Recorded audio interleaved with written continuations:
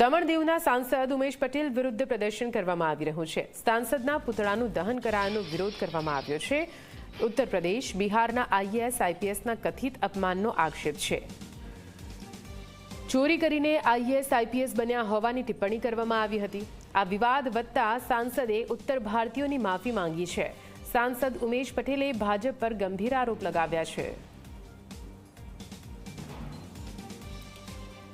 તો આપ જુઓ, દમણ દીવના સાંસદ ઉમેશ પટેલ વિરુદ્ધ પ્રદર્શન કરવામાં આવી રહ્યું છે। કેવી રીતે પૂતળું બાળીને પ્રદર્શન કરવામાં આવ્યું હતું, જો કે આ સમગ્ર મામલે હવે સાંસદે માફી માંગી લીધી છે।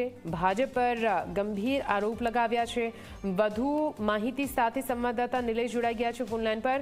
નિલેશ, આ સમગ્ર મામલો શું રહ્યો, કેમ વિરોધ પ્રદર્શન કરવામાં આવી રહ્યું છે? નિલેશ જી, ચોક્કસથી જણાવી દઉં કે સાંસદ જે ઉમેશ પટેલ છે એમણે કંઈક ઉત્તર ભારતીય જે છે એના અધિકારીઓ માટે કરીને જે એક નિવેદન આપ્યું હતું, એ નિવેદનને લઈને સમગ્ર પંથકમાં ચકચાર મચી ગઈ હતી અને ત્યારબાદ સાંસદ જે ઉમેશ પટેલ છે એમણે માફી પણ માંગી હતી।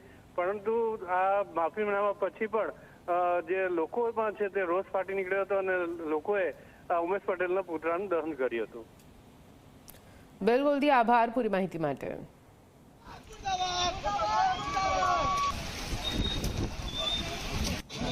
उमेश पटेल